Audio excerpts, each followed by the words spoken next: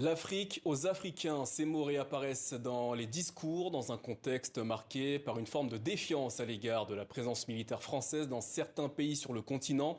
D'où viennent ces mots? S'agit-il d'un slogan? Quel est leur sens concret?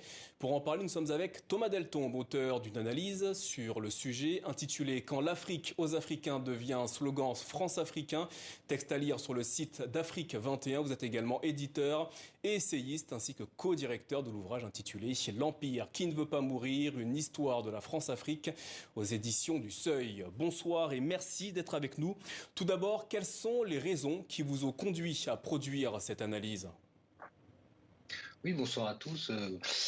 En fait, justement, je trouve que cette tribune qui a été publiée dans Le Monde à la fin du mois de janvier, le 26 janvier, est très révélatrice de l'ambiance et des réflexions qu'il y a du côté des dirigeants français en ce moment. Rien que le titre que vous voyez, Fini l'Afrique dominée, place à l'Afrique souveraine et à son message l'Afrique aux Africains, est intéressant venant de quelqu'un d'aussi haut placé que le général Bruno Clément Beaulé. À première vue, on peut se dire, tiens, mais c'est quand même encourageant, c'est quand même le signe d'une avancée significative que quelqu'un de haut placé comme ça reprenne un slogan panafricain finalement. Mais j'ai pensé que c'était intéressant d'essayer de décrypter cette tribune très révélatrice, je le répète, parce que d'abord elle contient un aveu d'une certaine façon, l'aveu que les États africains, notamment francophones, qu'on dit indépendants depuis plus de 60 ans aujourd'hui, mais finalement ne le sont pas tant que ça. Il l'explique tout le long de l'article. Il prend l'exemple du franc CFA ou de la présence militaire française en Afrique. Ça me paraît quand même très important parce que effectivement, et ça a été confirmé d'ailleurs par un éditorialiste du Monde, Philippe Bernard, quelques jours plus tard, qui revenait sur cette tribune qui a fait beaucoup de bruit, qui disait en fait les événements en cours peuvent être analysés comme une nouvelle phase de la décolonisation.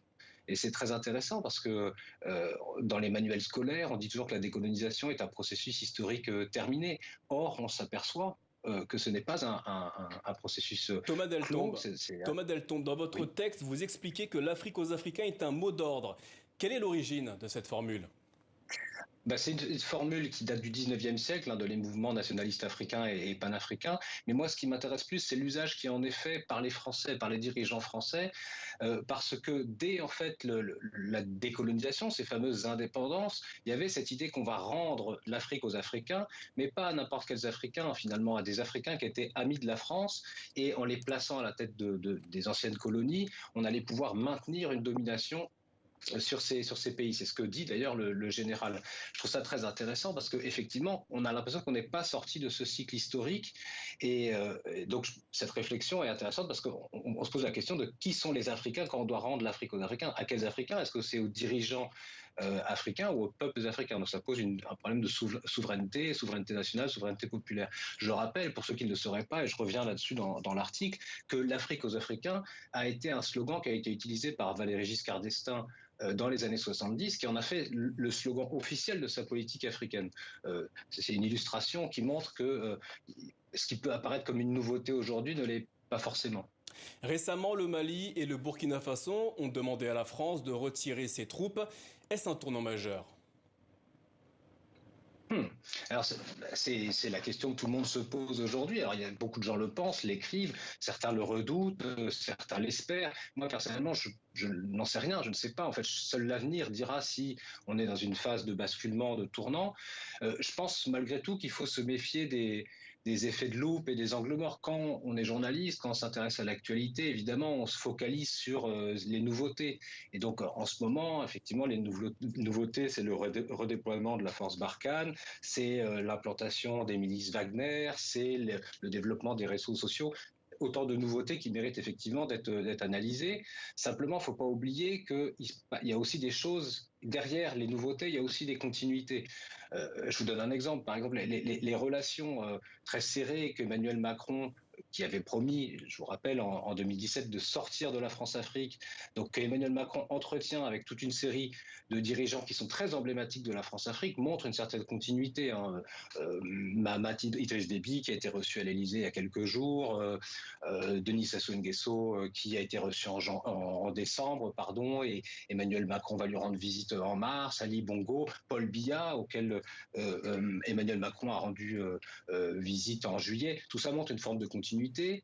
Et au-delà des personnes, il y a toute une infrastructure diplomatique, monétaire, militaire, linguistique qui est toujours là. Donc effectivement, on a l'impression qu'il y a beaucoup de nouveautés, mais je pense qu'il faut se méfier. Et c'est précisément ce qu'on essaie de faire dans le livre dont vous parliez, L'Empire qui ne veut pas mourir, c'est essayer de prendre un peu de recul historique pour pouvoir mieux cerner finalement ce qui relève de la nouveauté et ce qui relève de la continuité. Et en faisant ça, on s'aperçoit, comme je l'ai fait justement dans l'analyse sur le slogan l'Afrique aux Africains, on s'aperçoit qu'il y a parfois moins de nouveautés que ce qu'on croit et que ce qu'on appelle la France-Afrique, d'une certaine façon, a une assez forte capacité d'adaptation. Elle Thomas s'adapte non pas Deltombe, pour disparaître, mais Thomas pour se Deltombe, perpétuer. depuis le début de la série de coups d'État au Mali ou encore au Burkina Faso, certains estiment qu'un sentiment anti-français est à l'œuvre dans certains pays en Afrique. Partagez-vous cette analyse?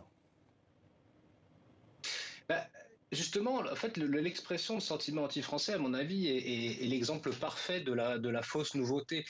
Moi, ça me rappelle toujours des recherches qu'on avait faites avec mes co-auteurs sur un précédent livre sur l'indépendance du Cameroun. On avait trouvé dans les archives militaires françaises un grand tableau qui indiquait comment les officiers français jugeaient la loyauté des élites camerounaises. Alors, il y avait des choses du type indifférent, très influençable, francophile, etc. Et il y avait cette expression sentiment anti-français. Donc, vous voyez, ça date des années 50. Hein, et on se rend compte, si on va dans les archives de la presse française, que cette expression de sentiment anti-français, elle revient en fait régulièrement chaque fois qu'il y a des mouvements sociaux africains qui remettent en cause la présence française, la domination française, l'impérialisme français. Donc ça, c'est vraiment, on s'aperçoit que c'est assez récurrent. Moi, ce qui me gêne avec cette expression, elle me gêne en général, elle laisse penser le sentiment, hein, on parle de sentiment, on laisse penser que les Africains seraient irrationnels, hein, que ce serait une forme de pulsion émotionnelle, et puis ça laisse aussi penser que les Africains seraient tous travaillés par une forme de xénophobie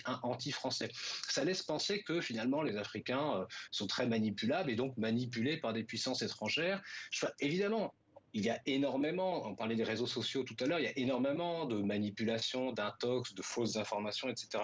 Mais je pense que, les Africains ne sont pas plus naïfs que les autres, ne sont pas plus crédules que les autres, et que deux, c'est pas parce qu'il y a énormément de fausses informations que ça invalide des vraies informations, des faits qui sont documentés. Et je pense que là, il y a un petit jeu qui est fait notamment par le pouvoir français qui laisse penser que tout sentiment anti-français, entre guillemets, est complètement irrationnel et qu'il n'y a pas de raison légitime de contester la présence française en Afrique.